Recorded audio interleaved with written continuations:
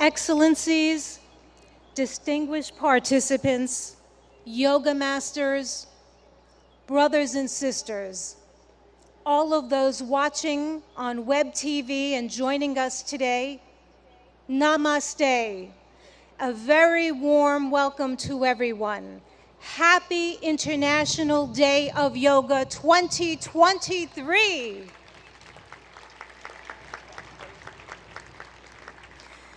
This is the time that we've all been waiting for. The time has come for me to share how much we're deeply honored. We're so privileged to have with us today none other than the Honorable Prime Minister of India, Shri Narendra Modi ji, a distinguished world leader and an ardent yoga practitioner. I'd like to remind everyone that it is Prime Minister Modi ji himself back in December 2014 who introduced the idea of establishing World Yoga Day to the UN General Assembly. A record number of 175 member states recognized yoga's universal appeal and adopted the landmark resolution proclaiming June 21 as International Yoga Day, the day of the summer solstice here in the north. So every 21 of June is World Yoga Day. This day provides people everywhere across the globe, all of us and everyone watching, an opportunity to reflect upon the countless benefits of practicing yoga. Indeed, an invaluable gift in the world from India's ancient tradition. We thank the Honorable Prime Minister of India for this notable initiative, which is now celebrated worldwide with enthusiasm and vigor. I will now begin the official part of today's event by requesting Ambassador Ruchira Kamboj, India's permanent representative to the United Nations, to the stage to deliver her opening remarks.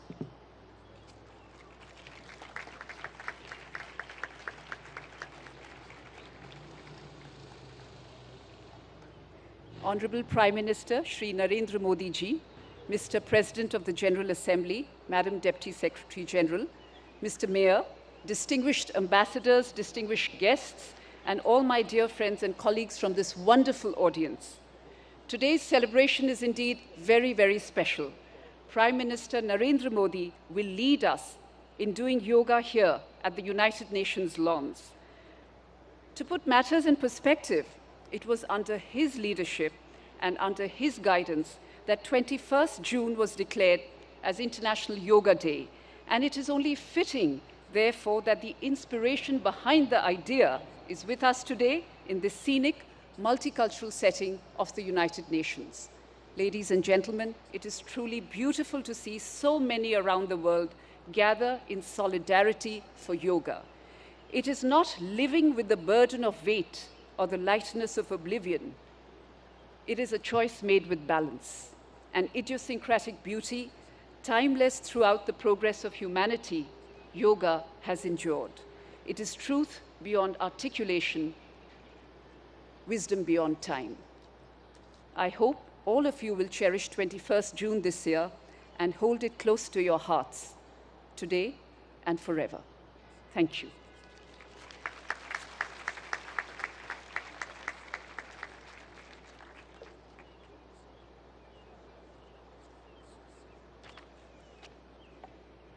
Thank you, Ambassador Kamboj, for your remarks. It's my turn now to invite the Honorable President of the UN General Assembly, Mr. Chaba Karoshi, for the stage.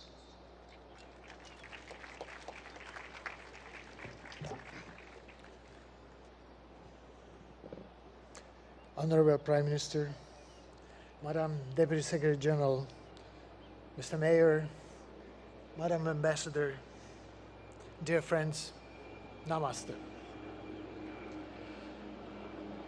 Yoga is a way of uniting mind and body, and also the environment and us. The most memorable university lectures I attended as a student many years ago were on cultural traditions of ancient Eastern civilizations. They helped me understand that we are part of nature, despite regarding ourselves as aristocratically detached from other creatures. I also learned that the energies in the universe and inside us abide by the same law, a desire to achieve balance. Yoga changes our physical performance. But more importantly, it can spark in us different mental and intellectual performance. With the control that it teaches over ourselves, we learn how to make change and impact. Since that university lecture, I've been an admirer of yoga. I'm very proud of my daughter, who has already reached a high level of practice and is continuing her journey. Thanks to her, I understand better yoga's ethical guide. The guide, which includes the principle of non-stealing, non-greed, non-hoarding, and non-violence. In other words, yoga's ethical guide to living is a guide to sustainability, not overusing resources that belong to all of us, not prioritizing short-term gains over planetary boundaries, and working for transformation. Our world needs balance, self-control, and creativity, just as it needs recognition of moral responsibilities and cherishing peace and justice. There are many ways to approach these aims. Yoga is one of the means, for which I have a special respect. I'm happy to be here with all of you today, but let me apologize in advance.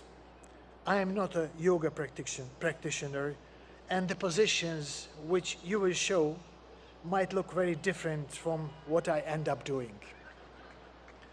Still, I'm here with an open heart and open mind. Thank you very much.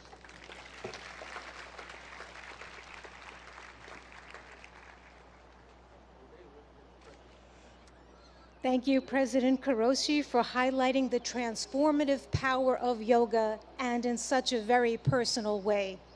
At this time, I would now ask that Mayor Eric Adams, the mayor of the city of New York, please take the stage.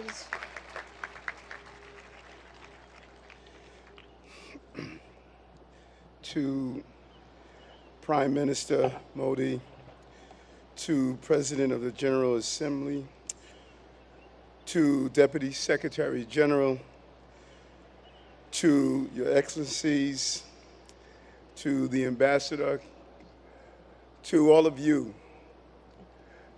do not miss the significance of this moment. New York City is the largest and most important city in America.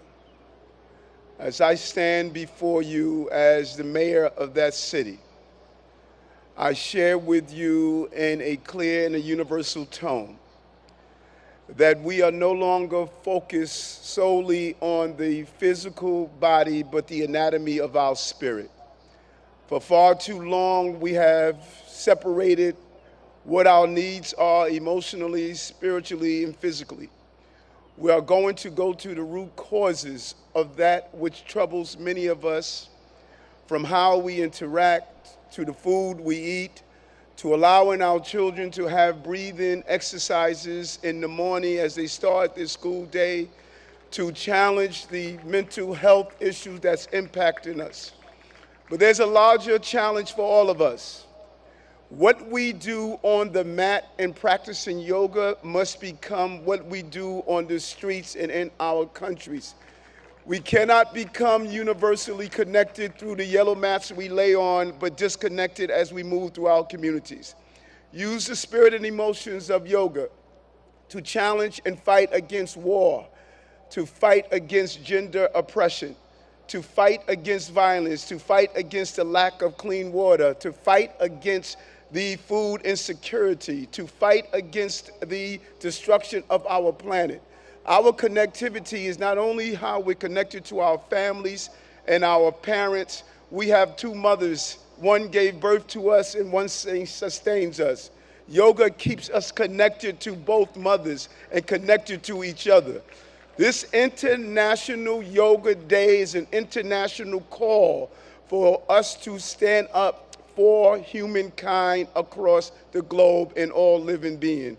I'm proud to be here, and I'm proud to symbolically represent this city as stating the International Yoga Day is an international call that we will be a leader here in New York City as you are a leader in your own environments. Thank you for allowing me to rejoice with you today.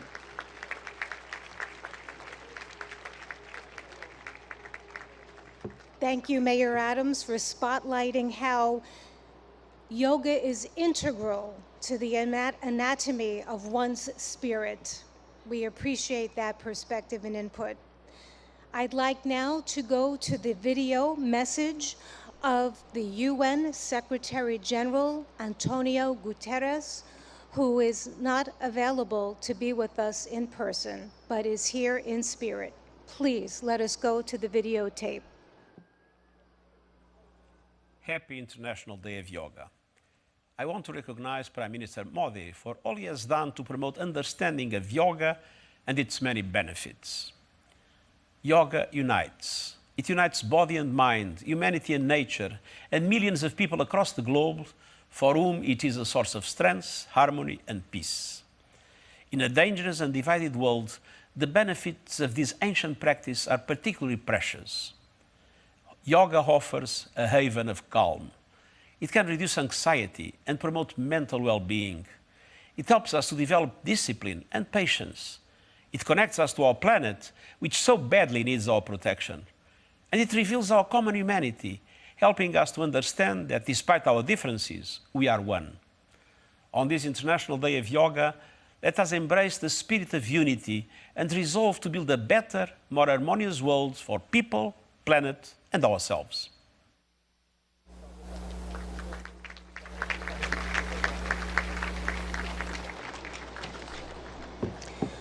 Friends,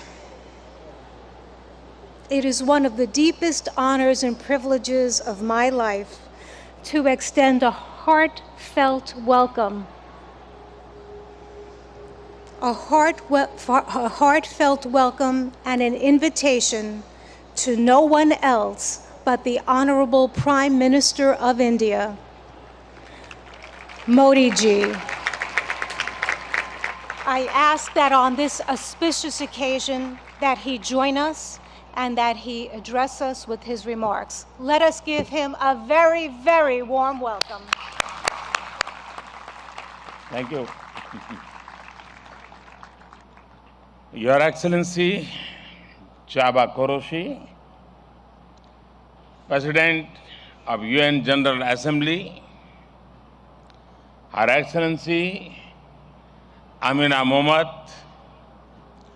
Deputy Secretary General of the Union, His Excellency Eric Adams, Mayor of New York, and my dear friends from all over the world. Namaskar. Friends, on this fine morning, we are gathered here at the United Nations, at the meeting point of entire humanity. In this wonderful city of New York, I know many of you have come here from far away. Most of you have woken up before sunrise and made the effort to come here. I am delighted to see you all, and I thank you all for coming. Friends, I am told that almost every nationality is represented here today. And what an amazing cause to bring us all together, yoga. Yoga means to unite. So your coming together is an expression of another form of yoga. I remember about 9 years ago, right here at the UN, I had the honor to propose celebrating the International Day of Yoga on 21st June. It was wonderful to see the entire world come together to support the idea back then. I just paid respect to the brave UN peacekeepers. In 2015, I had called for a new memorial to be built at the UN in their memory. And last week, the whole world joined hands with India to make this reality soon. As the largest troop contributing nation, we are grateful to all nations for their expression of support to this noble cause. Last year, the entire world came together to support India's proposal to celebrate 2023 as the International Year of Millets. Millets are a superfood. They promote holistic health and are good for environment too. And today, it is wonderful to see the entire world come together again for yoga. Friends, yoga comes from India, and it is a very old tradition. But like all ancient Indian traditions, it is also living and dynamic. Yoga is free from copyright, free from patents, and free from royalty payments. Yoga is adaptable to your age, gender, and fitness level. Yoga is portable. You can do it at home, or at work, or in transit. Yoga is flexible. You can practice it alone or in a group, learn from a teacher, or be self-taught. Yoga is unifying. It is for everyone, for all ethnicities, for all faiths, and for all cultures. Yoga is truly universal. Friends, when we do yoga, we feel physically fit, mentally calm, and emotionally content. But it is not just about doing exercise on a mat. Yoga is a way of life, a holistic approach to health and well-being, a way to mindfulness in thoughts and actions, a way to live in harmony with self, with others, and with nature. I am delighted that many of you are working on scientifically validating different aspects of yoga. Indeed, this is the way. Friends, I know you are all keen to get started. Well, so am I. I want to thank the United Nations for hosting us here today. I am grateful to the mayor and the city of New York for all their help and support in making this event success. And most of all, want to thank you all once again for being here today.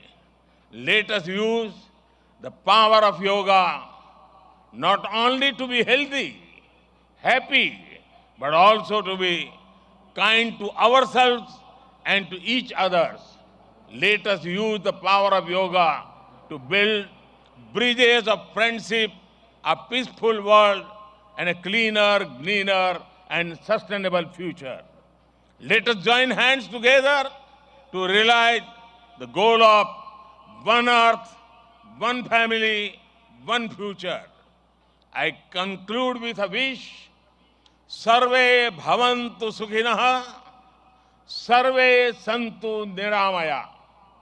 May everyone be happy. May everyone be healthy. Thank you.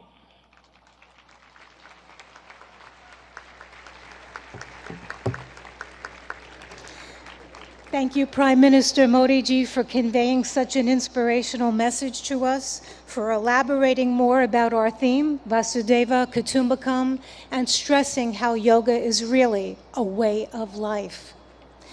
At this time, I request that our esteemed dignitaries please leave the stage and join us below for the yoga lesson, because we would like to start that soon. You may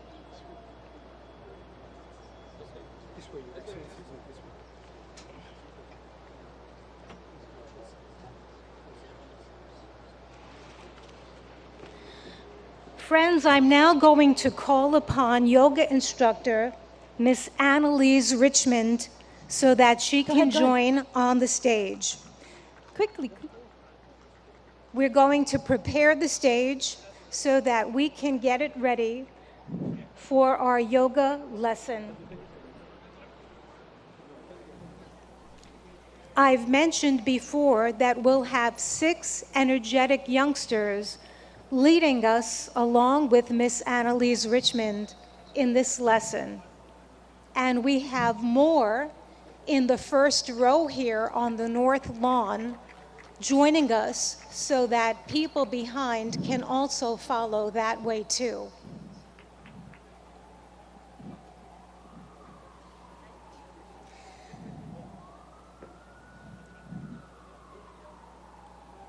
I'm requesting that everyone stay on your yoga mat in your spot and to follow our yoga instructor and our yoga practitioners to the best of our ability.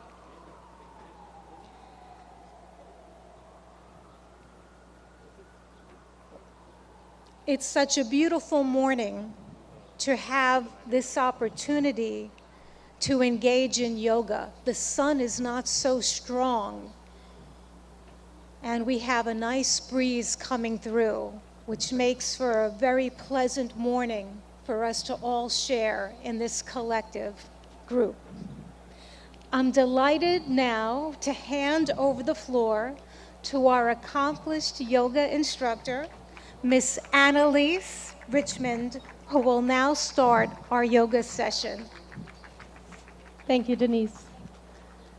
A very warm welcome to our Honorable Prime Minister Modi ji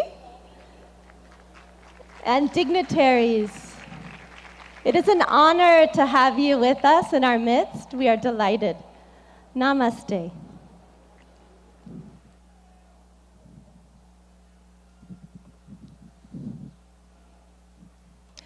Let us all enter into the world of yoga together.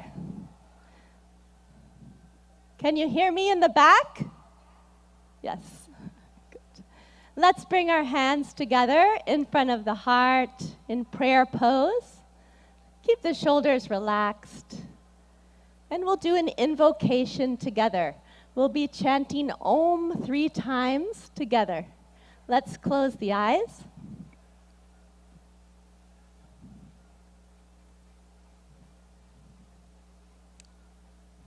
Let's take a deep breath in and breathe out.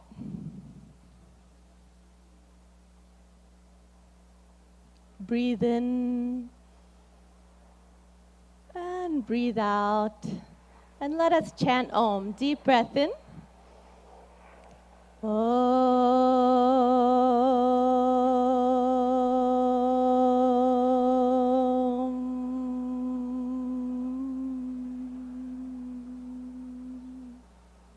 Breathe in.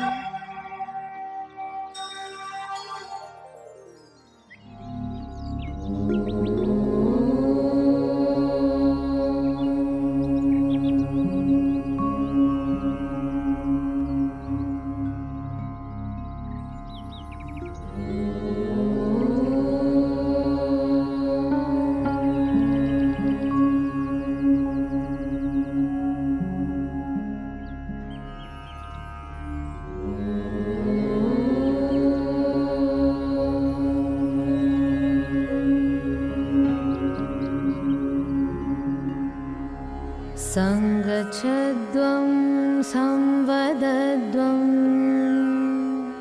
samvo manamsi janatam deva bhagam yatha purve sanyana upasate sanyana upasate Sanyana upasate.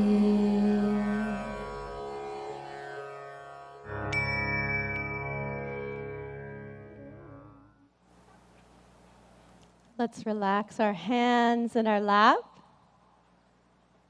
And when you feel ready, you can gently open your eyes.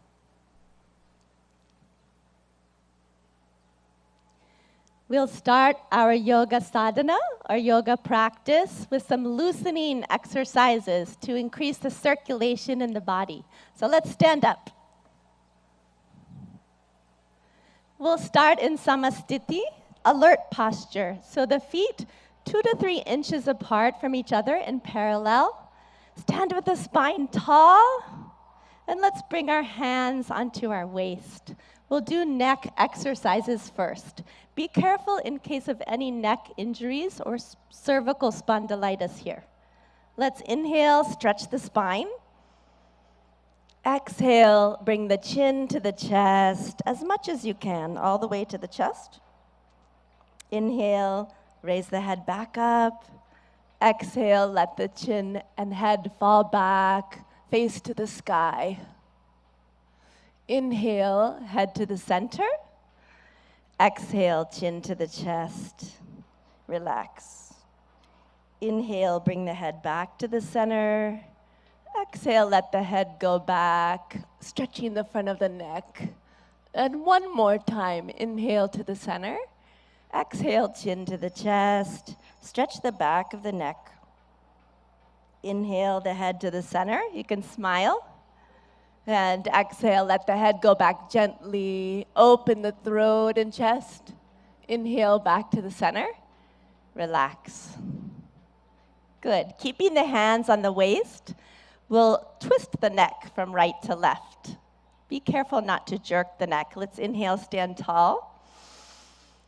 Exhale, turn the chin over the right shoulder. Look all the way over to the right. Feel the stretch in the left side of the neck. Inhale, back to the center. Smile. Exhale, the chin over the left shoulder. Feel the stretch in the right side of the neck. Good. Inhale, back to the center. And exhale, chin over the right shoulder. Look as far as you can with the eyes. Inhale, back to the center. Breathe in. Exhale, chin over the left shoulder. Look to the left. Good. Inhale, come back to the center. And exhale, relax. Good. Now we'll do trunk twisting to warm up the body and spine. Be careful of any spinal injuries in this warm-up. So let's bring the feet 1 foot apart.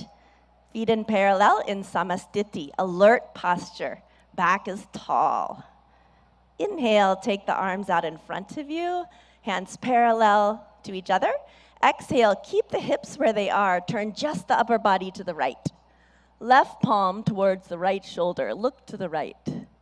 Good. Inhale, come back to the center. Palms facing each other. Exhale, twist just the upper body to the left. Palm facing the left shoulder. Good. Inhale, come back. Looking forward, palms facing each other. Exhale, twist just the upper body to the right. Look to the right. Left palm to the right shoulder. Good. Inhale, come back to the center. And exhale, twist just the upper body to the left. Right palm towards the left shoulder. Good. Inhale, come back to the center. You can smile. Exhale, relax. Good. Now let's start our yoga asanas, or yoga postures. We'll start with Tadasana, the palm tree posture. If you have any arthritis in the lower extremities, don't raise up onto your ankles in this posture. So for Tadasana, we'll start in Samastiti, feet 2 to 3 inches apart from each other. And inhale, raise the arms up to shoulder height. Exhale, clasp the fingers and push the palms away from you. Good. Inhale, raise the arms up. Exhale here, lengthen the spine. Inhale, come up onto the toes and breathe here. Breathe in and breathe out. Breathe in, breathe out. Breathe in, grow taller. And breathe out, slowly lower down the feet. Unclasp the hands slowly with awareness on the body. Lower the arms down slowly. Good. And relax. And now again, let's bring the feet 2 to 3 inches apart. Samastiti, alert posture. We'll take a back bend. If you have any vertigo or back injuries, be careful with this pose. So Ardha Chakrasana, the half-wheel posture. Let's take the hands to the waist. Inhale, grow tall. Exhale, slide the fingers back to support the back, elbows in parallel behind the back. Inhale, let the head go back, opening the front of the neck. As you exhale, bend from the lumbar spine, go back carefully and easily, as far back as you can, and let's breathe here. Breathe in and breathe out.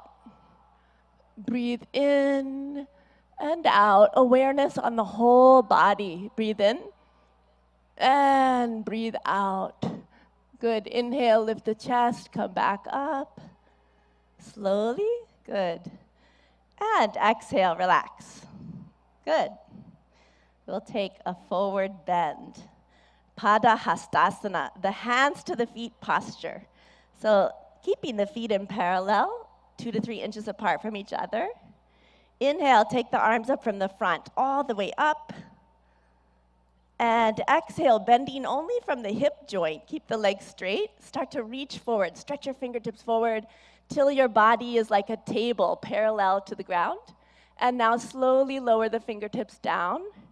Either bring the hands to the shins or fingertips to the ground, or the palms on the ground if you can. Drop your head towards your knees.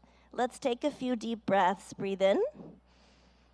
And breathe out. Keep the legs straight. Breathe in. As you breathe out, head towards the knees. Breathe in. Breathe out, go a little further. Breathe in. And breathe out. Good.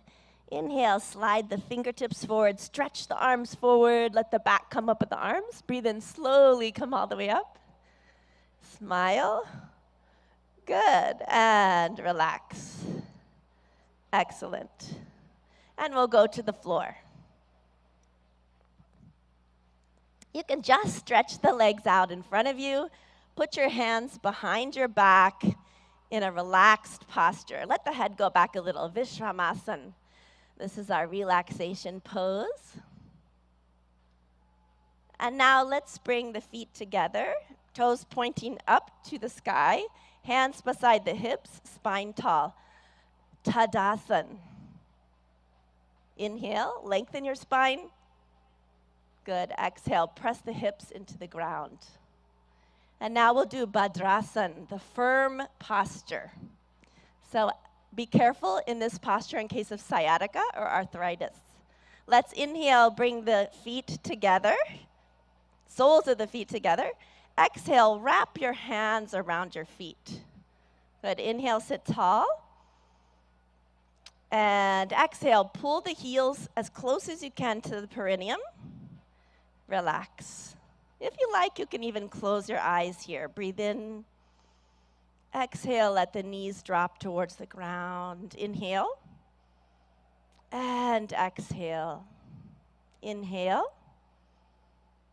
Exhale. Breathe into the whole body. Breathe in. And breathe out. Good. Gently stretch the legs back out. Put the hands behind your back. Recline back just a little. Again, Vishramasana. Let the head fall back a little.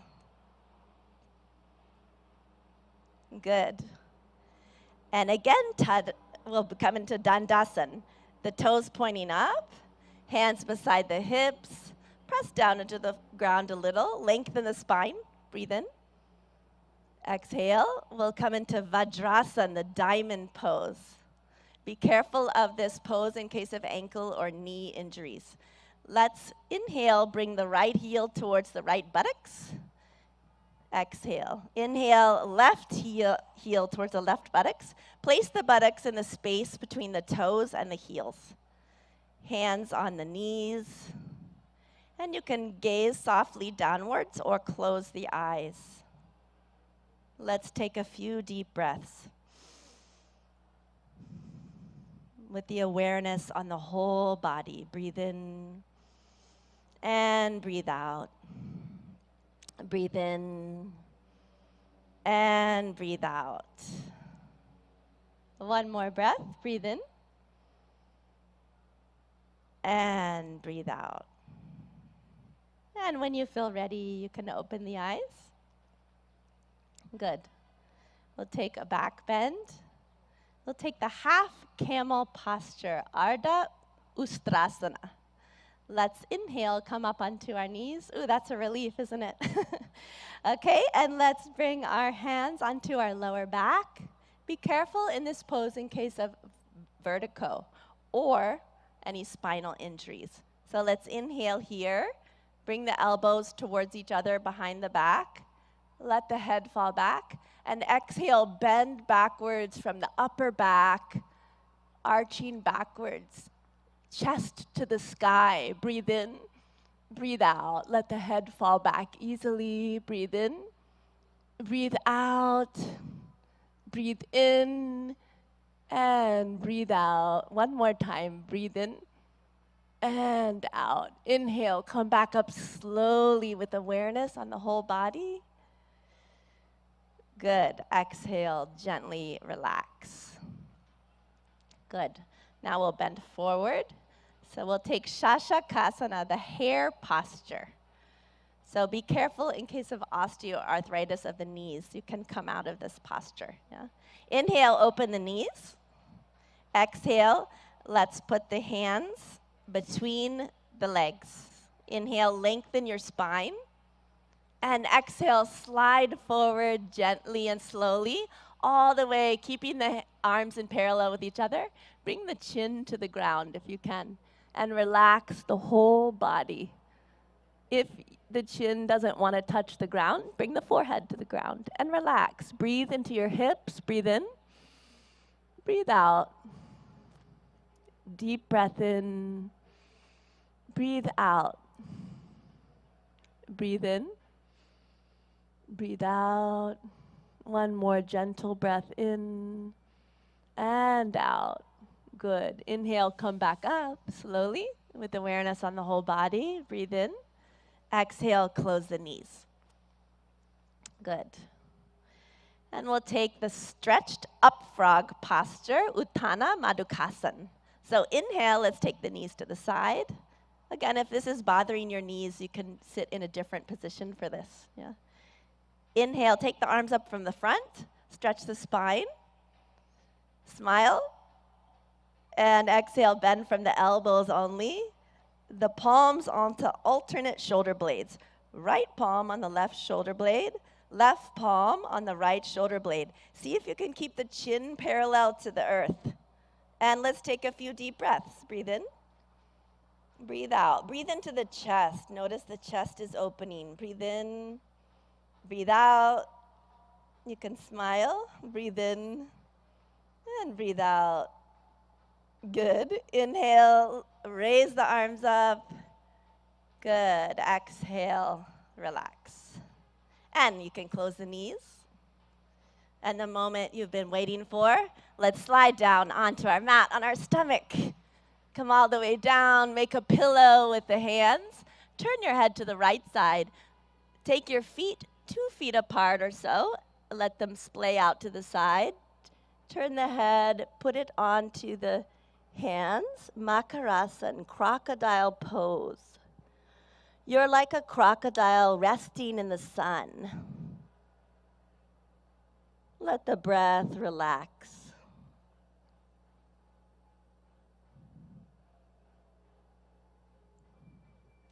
Good. Now bring the legs together. Take the arms out in front of you. You can have them resting on the ground. We'll do Bhujangasana, cobra pose. Be careful of this pose in case of hernia or any abdominal injuries. Inhale, bring the hands underneath the shoulders, elbows close to the body. Exhale here. And inhale, lift the head, chin, chest, upper chest until the navel. And breathe here. Deep breath in. Breathe out. Relax the shoulders. Push them down and back. Breathe in. And breathe out. Breathe in. And breathe out. One more breath in. Come a little higher.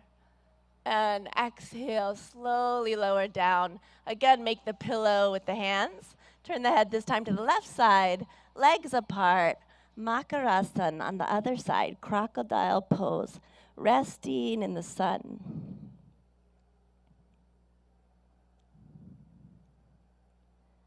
Let the breath relax.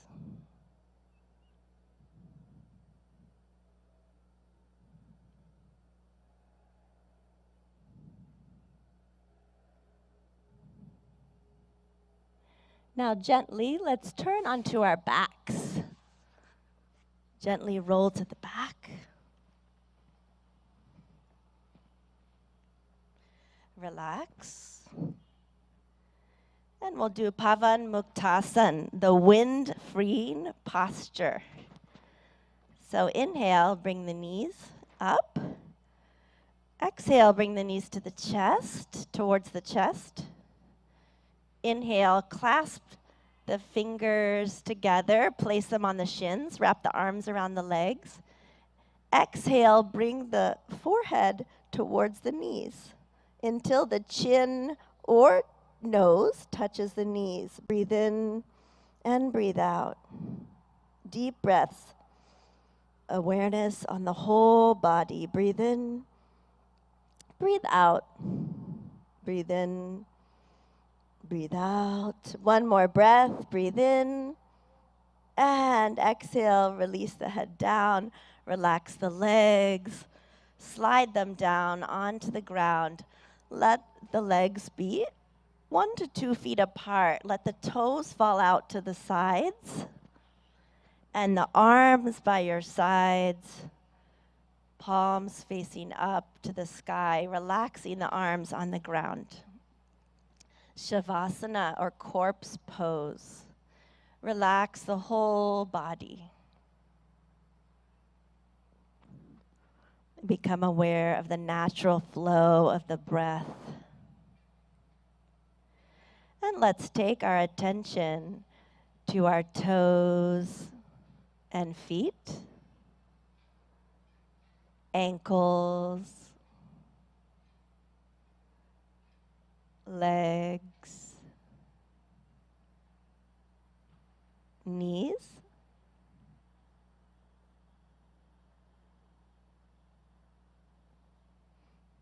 thighs,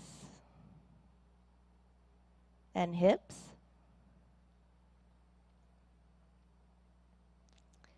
our abdomen, stomach, chest,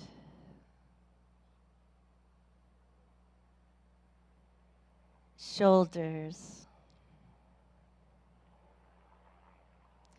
right arm and hand. Eyes are closed. Left arm and hand.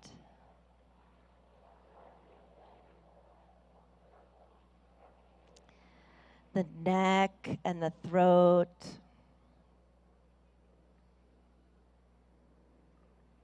The head and face. Eyes. The top of the head. The whole body.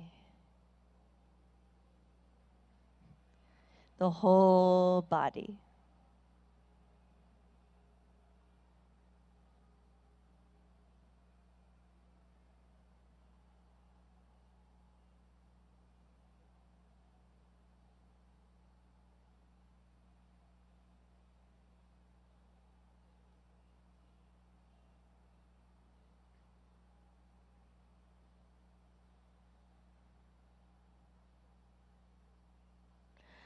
Slowly and gradually, take a deep breath in and breathe out.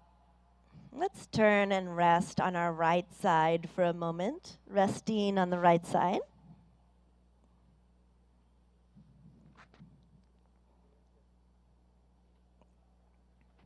Slowly and gently, come all the way back up to a comfortable, easy seated position. You can sit cross-legged if you like, or in lotus or half lotus. Sit with the spine tall.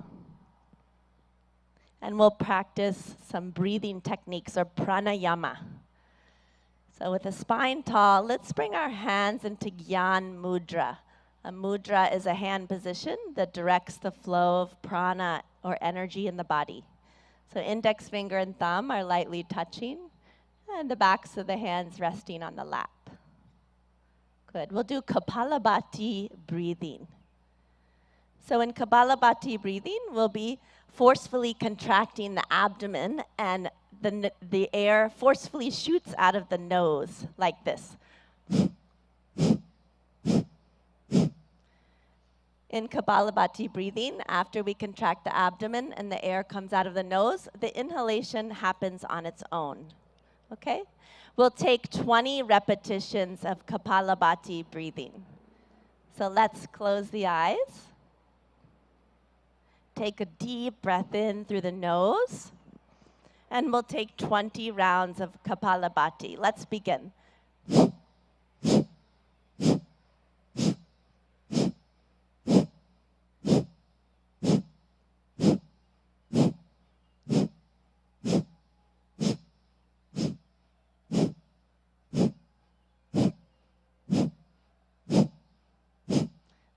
Relax.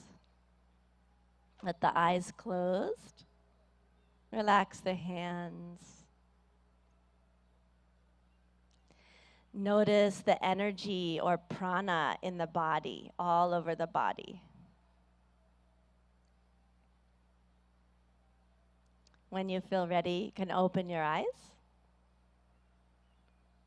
Good.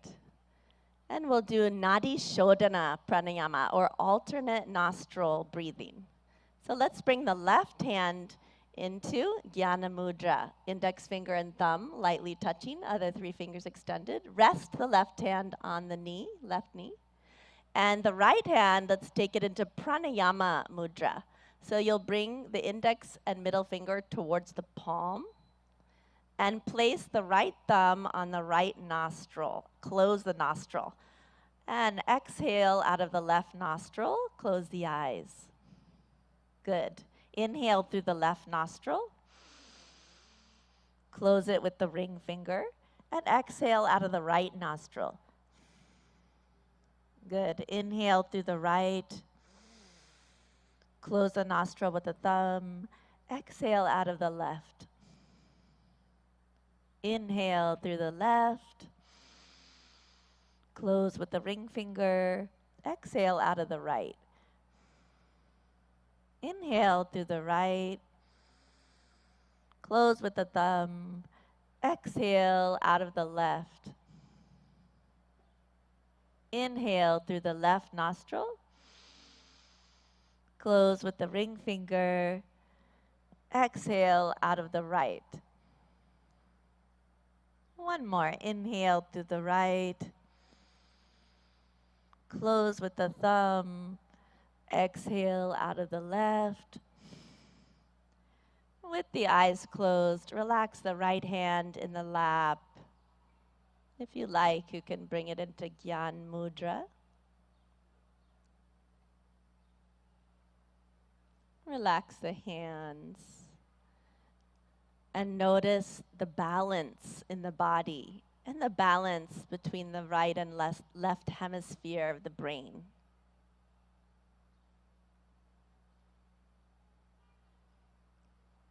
And when you feel ready, you can gently and slowly open your eyes. We'll do one more pranayama, Brahmari pranayama. So let's bring, again, the hands into Gyan Mudra, index finger and thumb lightly touching. In Brahmari pranayama, we'll be making the sound of a bee, a humming sound, like this.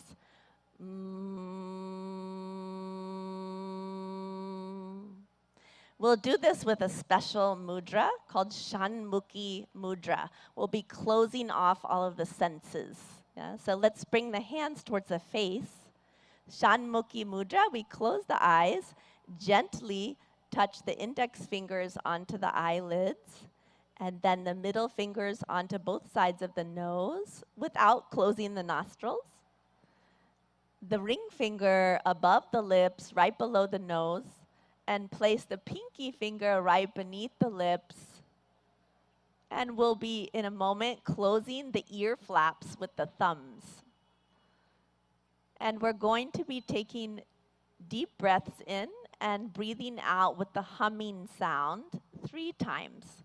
So let's go ahead and close the ear flaps with the thumbs. Take a deep breath in. And breathe out with a humming sound.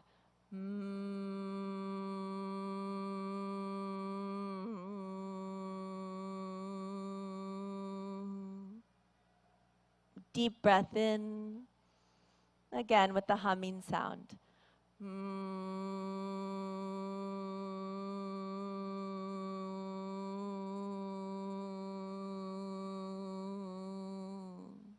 One more time. Deep breath in.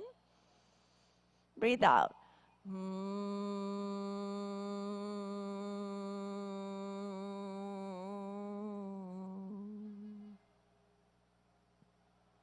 With the eyes closed, relax the hands in the lap.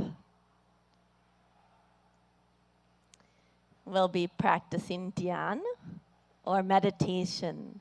You can keep your eyes closed and bring the hands into Dhyan Mudra, which is into the center of the lap.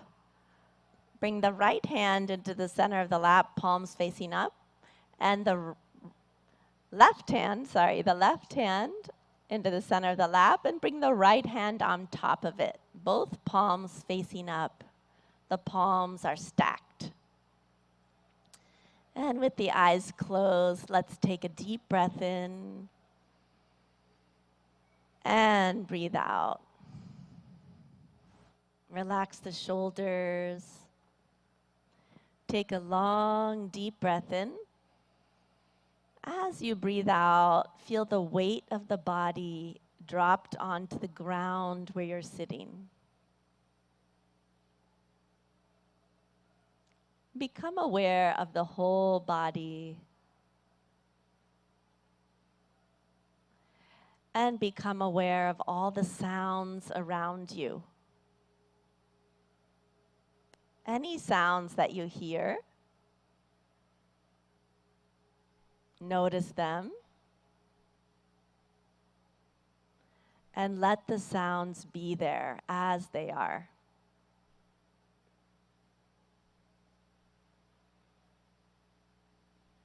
You are in harmony with the environment as it is.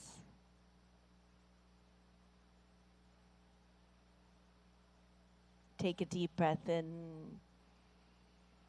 and breathe out. Become aware of any thoughts that are floating through the mind.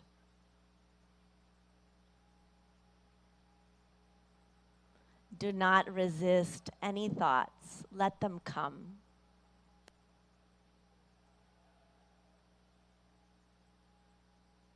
Now you are in harmony with the thoughts, with the mind.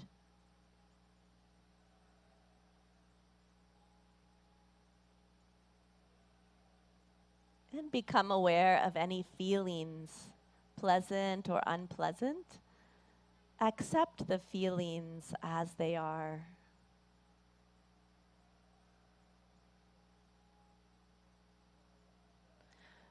You are peace. You are joy.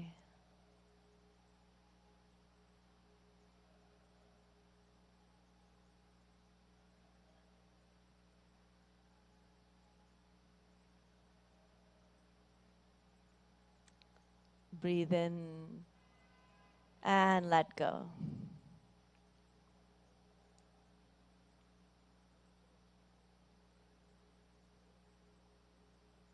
Again, become aware of your feelings.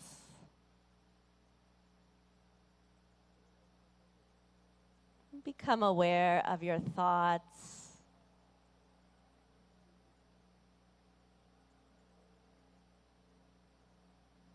Become aware of your whole body.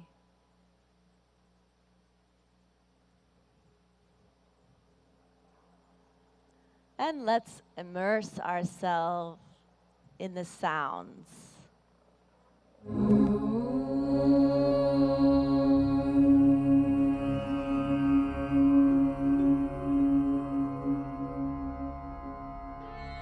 सर्वे भवन्तु सुखिनः सर्वे सन्तु निरामयाः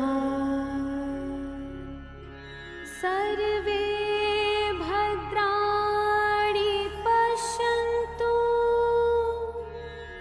मा कश्चित् दुःखभाग् भवेत् मा कश्चित् दुःखभाग् भवेत्। ॐ शान्ति शान्ति शान्तिः।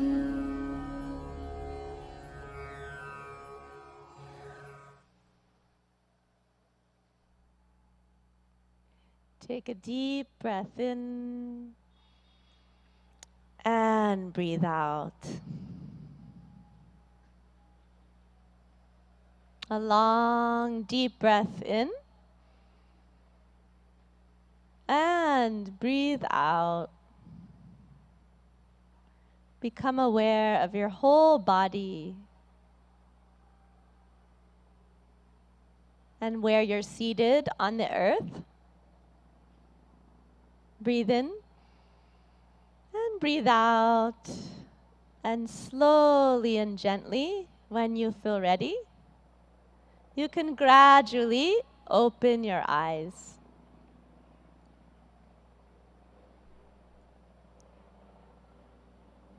Good. Namaste.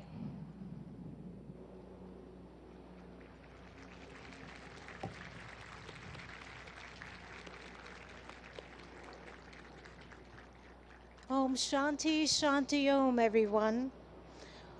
What an uplifting and revitalizing yoga session we've had. And the sun even started to come out even more, shining its rays upon us so gloriously. We're here in this beautiful North Lawn of the United Nations headquarters in New York City, celebrating World Yoga Day 2023. A sincere thank you, Annalise Richmond, and to all our young yoga practitioners who've helped to demonstrate during this yoga session. We have an unforgettable event with them and for the youngsters in the first row leading us as well this morning.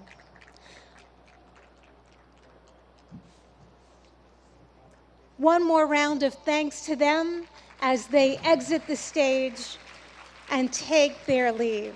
Namaste. Namaste. Have a beautiful day. Our deepest gratitude to the Honorable Prime Minister of India, Narendra Modi ji, for gracing us with his presence and in creating this wonderful memory at the iconic United Nations headquarters that we cherish from years to come. Friends, I am going to ask if you can please stay in your seats. Please remain seated while the Honorable Prime Minister of India meets and greets participants.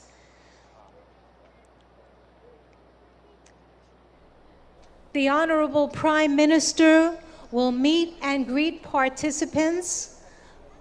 May I ask for your cooperation and your understanding.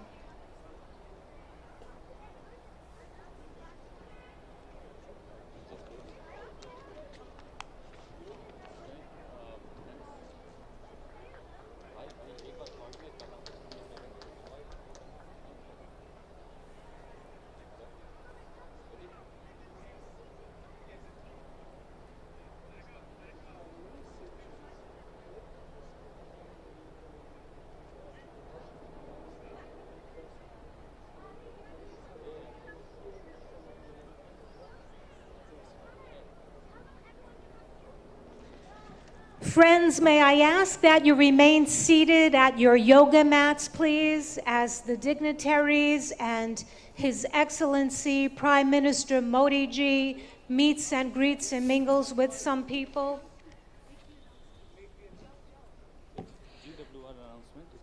Excellencies and friends, I have some incredible news to share. A Guinness World Record is created today.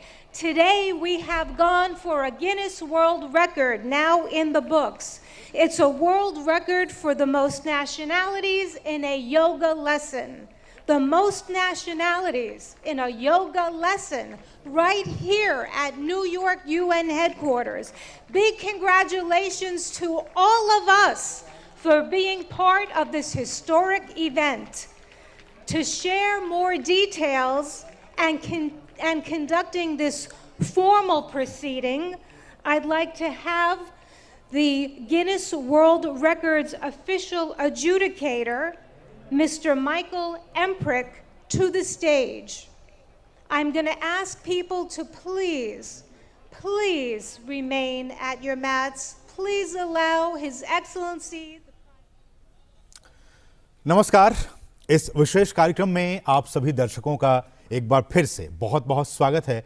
मैं हूं असीम मिश्रा और मेरे साथ हैं मेरी सहयोगी ऋतु। ऋतु नमस्कार। बहुत बहुत धन्यवाद असीम। और तो अभी आप सीधी तस्वीरें देख रहे थे अमेरिका के न्यूयॉर्क से, जहां अंतर्राष्ट्रीय योग दिवस का मुख्य कार्यक्रम आयोजित किया गया। वहां मौजूद सभी खास लोगों ने योगाभ्यास में हिस्सा लिया और अभी ही जो जानकारी आ रही है कि जिस तरह से Guinness book of world record में आज का एक तरह से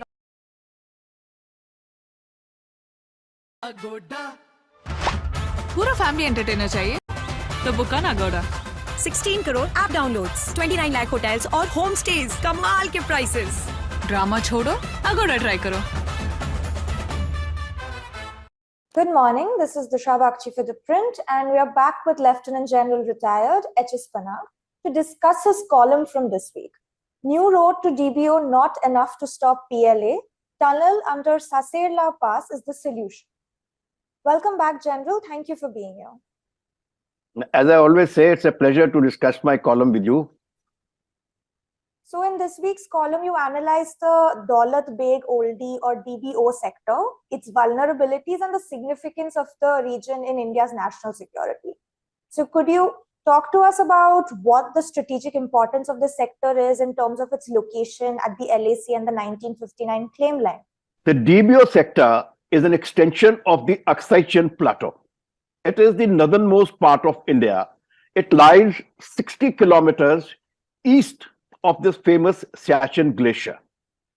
This is one place where collusion can physically take place between China and Pakistan, in the sense, hypothetically, if the Chinese capture DBO sector and then go on to capture the Saserla Pass, they will get behind our defenses in the Siachen Glacier and make them untenable. As far as DBO sector is concerned, it is also forms a tri-junction presently between Pakistan-occupied Kashmir, China, and India at the Karakoram Pass.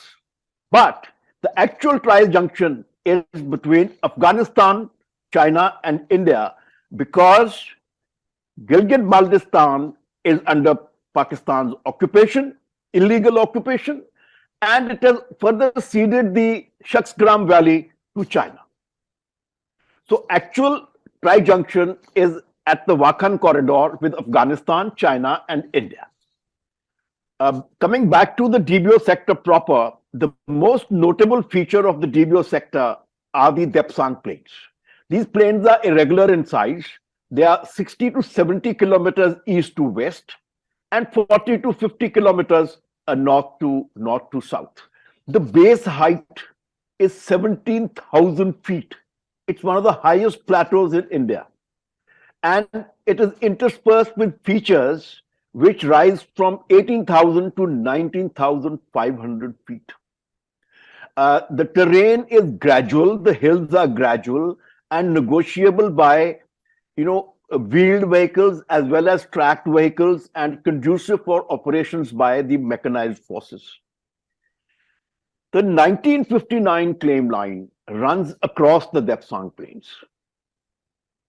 It starts from about 8 to 10 kilometers. It starts from Karakoram Pass and comes down 8 to 10 kilometers east of DBO. Now, up to about midway or the northern half of the plains, it coincides with the present LAC. That is the LAC as we perceive it. And below that, there is a difference, because as per the Chinese, the 59 claim line passes through Bottleneck, and it's also called Y Junction, whereas as per us, the LAC, and which we have been patrolling up to 2020, lies 18 to 20 kilometers east of Bottleneck. That is at little beyond patrolling points 10, 11, 12, and 13. It is in 1962, our posts were about 8 to 10 kilometers east of the 59 claim line in the northern half, and in the southern half, we were almost 30 to 40 kilometers east of Bottleneck. But over the years, after the Chinese unilaterally withdrew, and by the time the 93 agreement was signed, which first time in written terms brought the LAC into this thing, whereas we were said LAC is where we are today, line of actual control. Chinese said no, the LAC is 1959, but they never clarified it.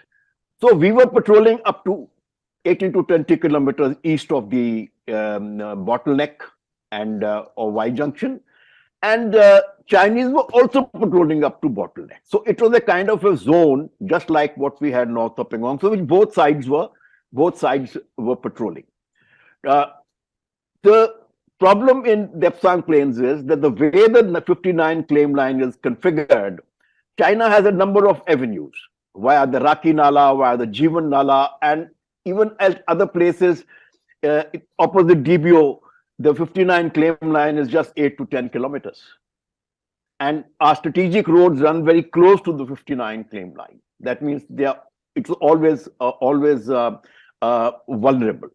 So presently, we are defending this sector with a brigade size formation along with mechanized forces. So our deterrent is based on the fact that no matter what, how vulnerable our communications may be currently, we will cause prohibitive casualties in case you come and attack us. Right. So you mentioned the bottleneck or the Y junction multiple times in the discussion. So what are the implications of the PLA blocking this area in 2020, and how has it affected Indian national security? See, as I mentioned, we were patrolling up to our patrolling points 10, 11, 12, and 13, which are 18 to 20 kilometers east of bottleneck. Bottleneck is the place from where all the tracks go to these patrolling points. Chinese were also patrolling up to this. There was no problem, and normal protocol of 93, 96 prevailed. Patrols met each other, showed banners, and dispersed. So we had been doing this, and patrols were going up to prior to May 2020. This has been confirmed by the Northern Army Commander General Hooda, as well as by the erstwhile 14 Corps Commander. What the Chinese did in May 2020 was they came and set up a kind of a post at the Y junction or bottleneck, and said that your patrols can't go, and this is the actual line of actual control. This is the 59 claim line, and this is where we will be. So they have prevented our patrols from going to these four patrolling points: 10, 11, 12, and 13, and there's one 11 alpha also. So call it 5 patrolling points. Now we have not physically challenged them to avoid escalation. And negotiations have been going on, at military talks, and also between the joint secretaries who have another kind of avenue in a kind of a forum that is there to maintain peace and tranquility on the borders. But this is where the situation stands. Now, what happens then is that when we are not allowed to go to those patrolling points, which are 18 to 20 kilometers away, and this is the entire southern half of the Depsang Plains we can't cover. So it becomes an area of about 18 to 20 kilometers wide and almost 40 kilometers north to south. Yeah. So it becomes an area of almost 600 to 800 square kilometers. This is the largest chunk which the Chinese have denied to us, which was under our control or patrolled by us up to May 2020. And as we discussed in one of my earlier columns, that Chinese are not only saying that they will not pull back, they are also saying that the buffer zone must be west of the bottleneck, another 15-20 kilometers. That means they almost want to come up to our strategic artery. That's the road, this DSDBO road. Yeah. So you mentioned in the column that there are new roads that were being built in the DBO sector, which have in a way improved connectivity, but have certain vulnerabilities. So what are these road connections in the DBO sector and why are they being seen as vulnerable? And we also talked about the new road that's being built in the region and how it's not enough. And what are your recommendations then? What can be done? See, logistics has been a big issue for the DBO sector because of its remoteness. Firstly, our road communications. Another, almost 200 kilometers up north along the deepest of gorges of the Shok River to reach DBO. So in 62, we actually made an airstrip there. It was made in 61. And in 62, it was operational, and we were maintaining the troops by landing the packet aircraft or carrying out airdrops. And after 62, because the Chinese, we evacuated the DBO and Chinese had captured the DBO. So after 62, when we went back, the Air Force, the airstrip was not commissioned and it went into disuse. And it was only reactivated in 2008. And now it has been upgraded, and even C-130 aircraft can land there at DBO. So that was the lifeline earlier. Now, to offset this problem of communications, which were dependent on yaks, mules, porters via Saser La Pass, Saser La Pass, Murgo, and up to DBO. We started making two roads. The first road, the first preferred alignment was via from Leh to Nubra River, Nubra to Sasoma, Sasoma to Saserla, Saserla to Murgo, and on to DBO. Now, because of the immense difficulties of negotiating Saserla Pass, which is 17,600 feet and which remains snowbound, the progress along this side was very slow. Now, simultaneously, another alignment was chosen along the Shok River. The Shok River actually it meanders here. It comes from the north, goes east, then comes down, and then comes back and goes towards the north. So this alignment begins from a place called Darbuk, which is about 108 kilometers from Leh, and then it follows the Shok River for another, almost sort of 255 kilometers to DBO. It was a very difficult alignment because there were deep gorges and the river used to cut across the road. Construction began in 2012 and then it was finally only completed in 2017. In fact, when the first confrontation took place in Depsang in 2013, that's the time the road was under construction, and this was the bone of contention. That is where the Chinese had come into bottleneck at that time. So this road is a marvel of engineering. In fact, it's probably the most fascinating road there is in the world today. But it unfortunately goes very close to the LAC or the 59 claim line in these areas. In the at this place where we had the famous clash during 2020 in the river, it is only 5 kilometers from where the Galwan River joins the Shok River. That junction, that's from where the road passes, it's only 5 kilometers from the LAC. That means it can be cut off there. Then at the Jeevan Nala near Murgo, it can be cut off.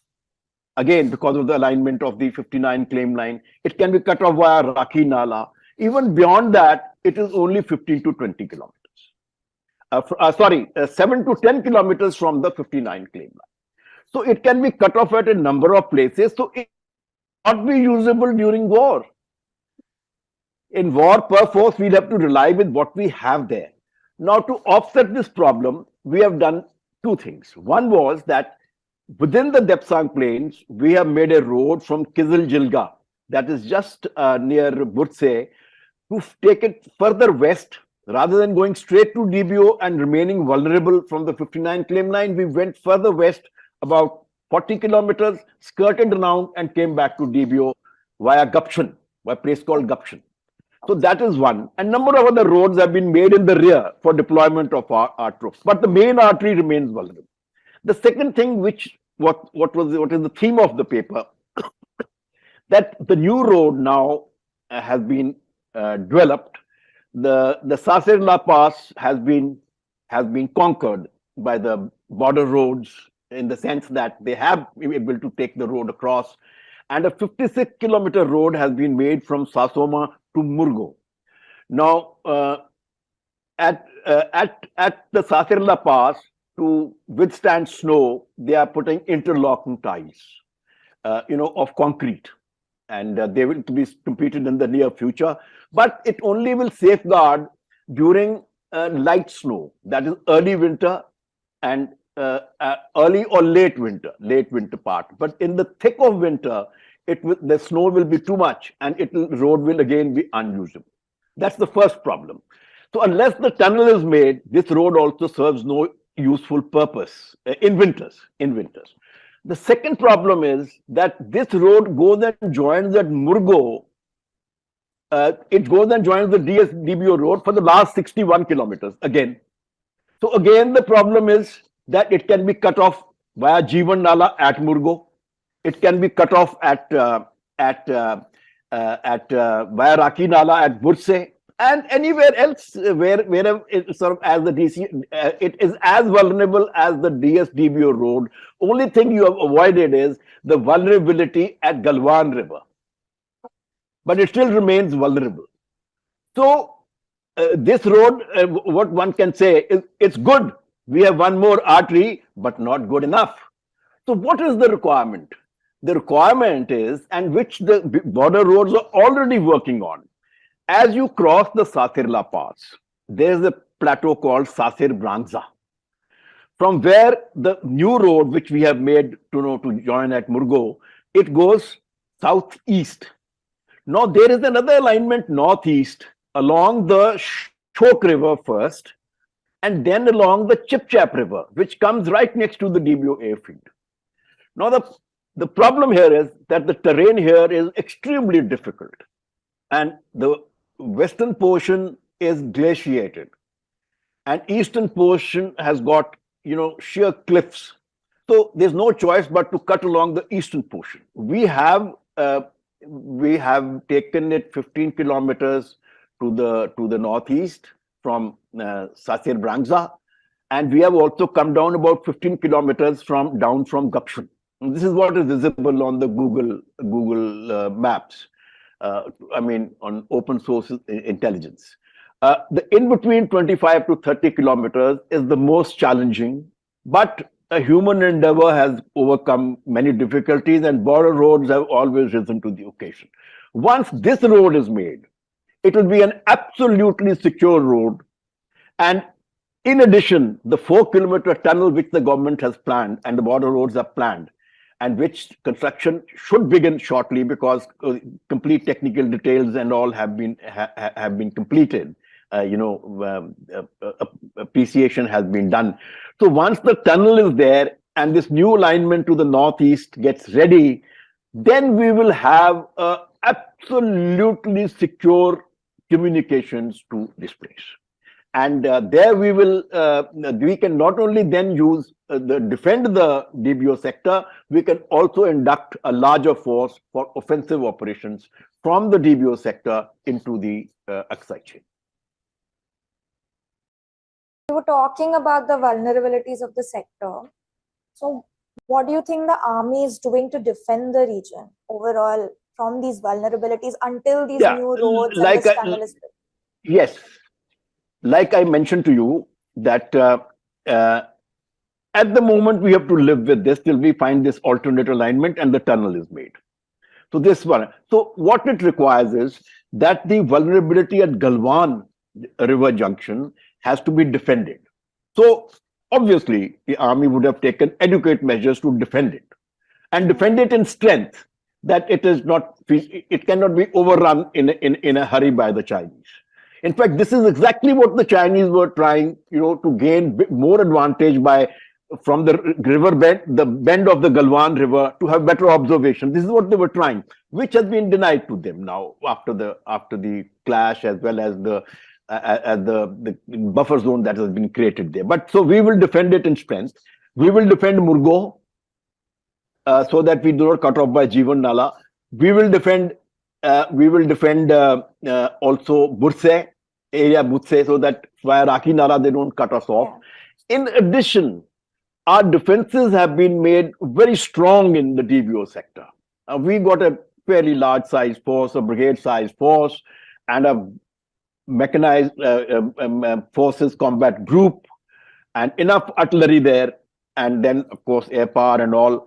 So our modus operandi, or our logic, till such time we have more secure communications and till such time we use this as a launch pad for the offensive, is that we will impose prohibitive casualties, which is something nobody can afford.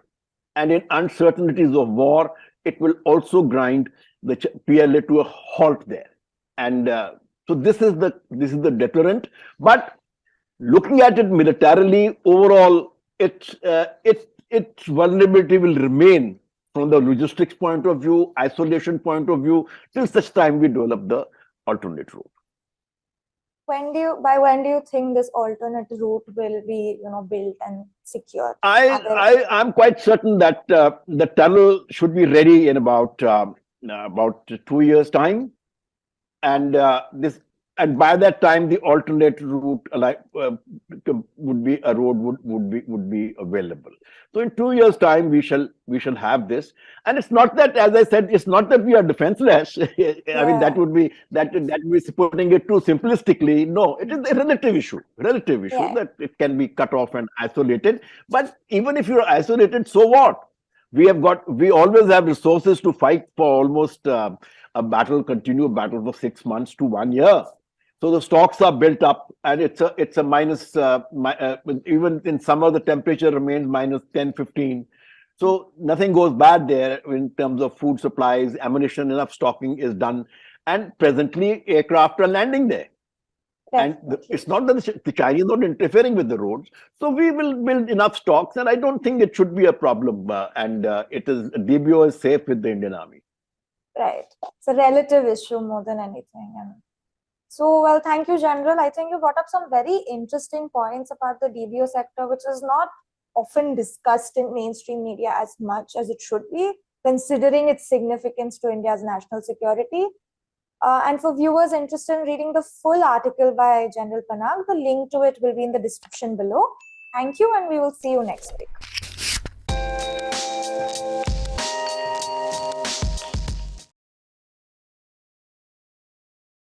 As in, typically any technology that's put out in the civilian domain, public domain, is just a small fraction of what really exists. Why?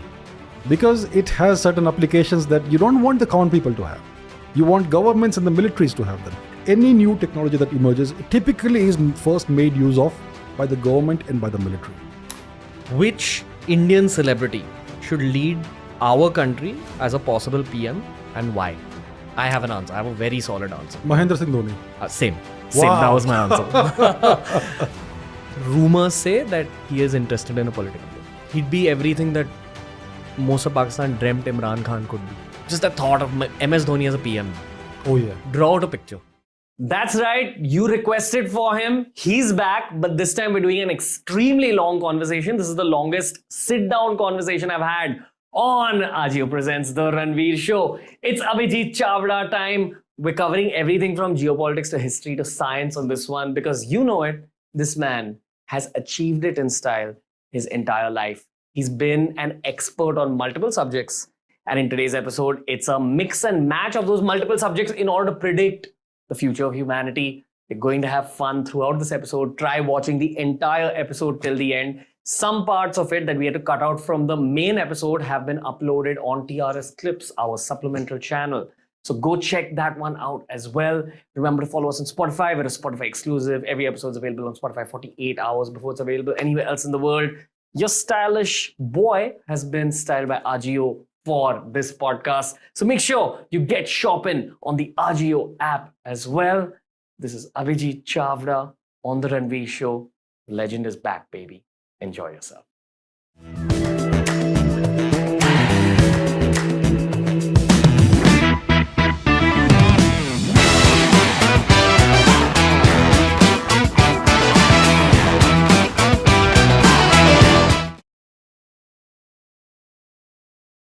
Legend is back on the show. Abhijit Chavda, welcome back to TRS. Thank you, Ranveer. It's wonderful to be back on my favorite podcast. Oh, thank you, sir. All this, the renovation, the new look, honestly becoming a mainstream podcast is heavily due to you. So, very grateful.